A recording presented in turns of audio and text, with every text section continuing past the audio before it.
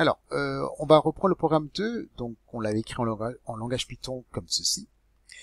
Et ce que je veux faire, c'est, je veux écrire l'algorithme, mais d'une autre manière, mais je veux qu'il fasse la même chose.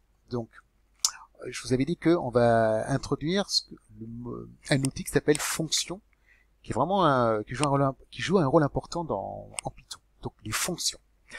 Alors, vous allez voir que ces trois lignes, elles sont identiques. Ce sera la première et la dernière ligne qui vont changer. Alors, on va dans notre programme qui est là. Donc, ce que je vais faire, je vais supprimer la première ligne. Donc, j'efface ça. Alors, je vais chercher les fonctions. Alors, pour créer une fonction, alors, on va cliquer sur la boîte à outils. Donc, c'est la première fois et c'est l'occasion de vous montrer que quand on veut chercher des outils importants, on passe par ce qu'on appelle la boîte à outils. Donc, c'est cette touche-là. Donc, j'appuie dessus. Donc là, vous avez un menu et je vais aller dans fonction. Donc, je bascule vers le bas, je fais fonction et là, on a deux mots-clés. Donc, def, fonction et return. Donc, je prends le premier. Oui, comme c'est en rouge, c'est un mot-clé. Alors, une fonction, c'est comme en mathématiques, quand on crée une fonction, on la nomme. Donc, souvent en mathématiques, c'est FGH. Donc, je vais l'appeler FA, par exemple. Donc, je me mets en mode alpha, je bloque et je tape FA. Donc, F A. Voilà, donc il me propose toujours des choses. Alors, quand je veux pas ce qu'il me propose, j'appuie sur la touche, la flèche de gauche. Voilà. Et là, en fait, entre parenthèses, on va mettre l'argument. Donc l'argument, ce sera la variable x qui va entrer en jeu ici. Donc je tape x ici. Donc là, j'ai ma touche alpha qui est bloquée, donc je tape x. Voilà. Alors, ce qui est important, donc on a le mot-clé def, on l'appelle la fonction comme on veut. Moi, je l'appelais fa. Et là, les deux points sont vraiment importants. D'accord? Donc, on se met à droite des deux points, et quand j'ai passé la ligne, vous allez voir que là, il n'est pas vraiment passé à la ligne à gauche, il a fait ce qu'on appelle un décalage, on appelle ça une indentation. Donc ça, c'est vraiment important. Le corps de la fonction, il sera écrit dans cet espace-là, avec ce décalage. Donc, je vais aller ici, et là, je vais simplement faire ça. Voilà. Je fais en sorte que là, en fait, ils soient tous alignés avec le décalage. Voilà. Donc là, je me mets ici, je vais à gauche, je fais ça. Voilà. Et la dernière ligne, j'en veux pas. Je me mets ici. Voilà. Donc, je me mets à droite. Donc, moi, je l'ai fait au clavier, hein, quand je bascule à gauche ou à droite. Donc là, je vous le montre. On efface. Alors, pour effacer, on appuie sur cette touche-là. Ça, c'est pour effacer. Donc, j'efface ici. Voilà. Donc, je me mets là et je fais exécute. Et je me mets au même niveau que l'instruction qui est là. Donc, vous voyez que les trois instructions, elles sont alignées. Donc là, ce que vous vous rappelez, il faut qu'il me retourne, il me renvoie la valeur qui est contenue dans x. Donc, là, ce sera pas un print. On pourrait le faire, mais on va aller dans la boîte à outils. Alors, il faut que je sorte du mode alpha. Voilà. Donc, je vais dans la boîte à outils. Et là, je vais prendre le mot-clé return. Return, c'est-à-dire retourner ou renvoyer. Et je veux qu'il me renvoie quoi? Je veux qu'il me renvoie la valeur de x. Donc, je fais alpha x. Voilà. Donc,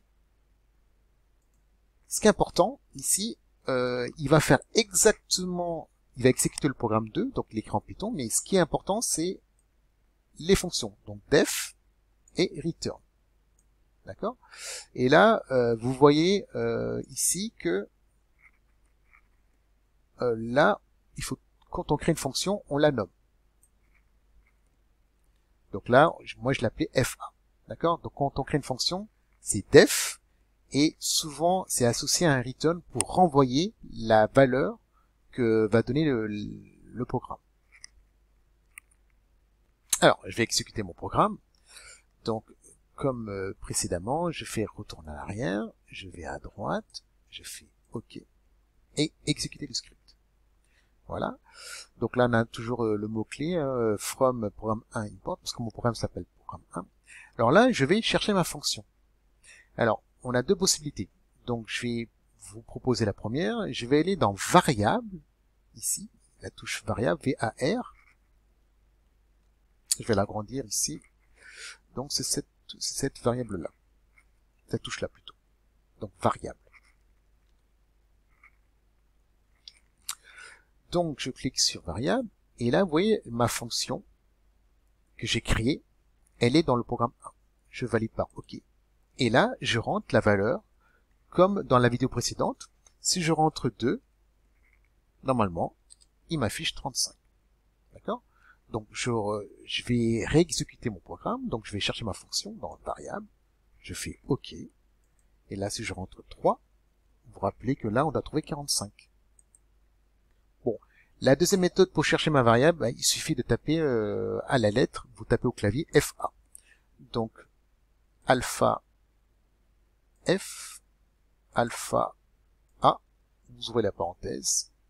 Et là, je vais mettre... alors, la dernière valeur, vous vous rappelez, c'était la valeur compliquée, c'était moins 56,9. D'accord? Et on doit trouver moins 554. Donc, si je fais moins 56,9, donc moins 56,9, parce que virgule, c'est un point, je fais OK, et normalement, il me renvoie bien moins 554. Donc, voilà les deux façons pour chercher votre fonction. Donc retenez l'idée, c'est que je vous remonte le programme. Là, on est passé par ce qu'on appelle les fonctions. D'accord? Donc on a def return, ça veut dire que là on a créé une fonction. Quand on crée une fonction, il faut toujours la nommer, vous l'appelez comme vous voulez. Les deux points sont importants et tout ce que le corps de votre fonction, il se trouve là. Donc ça c'est très important. Il faut qu'on ait une indentation. Donc là, regardez ici, hop, là, il y a un décalage. Donc tout ce qui est ici fait partie de votre fonction.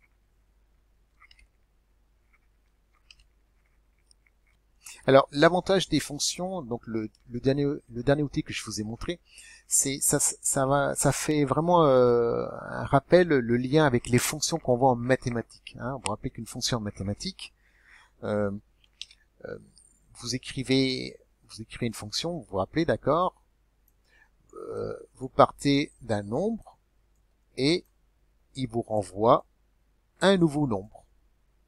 D'accord? Donc ça c'est l'antécédent et ça c'est l'image. Voilà.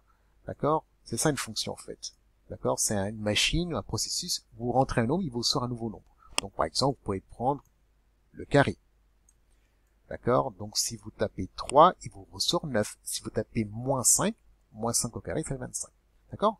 Ben là, la fonction ici, c'est la même chose. La fonction en Python, c'est ça. Vous rentrez un argument et il vous sort un nouveau objet. En l'occurrence ici, c'est un nombre. Alors, on verra plus tard que dans les fonctions, donc là, j'ai que un argument, on appelle ça un argument, d'accord? Vous rentrez qu'un seul objet. On peut très bien créer une fonction pour laquelle vous pouvez rentrer plusieurs objets. Donc, on dirait qu'on a plusieurs arguments. Et ça fera l'objet de vidéos ultérieures.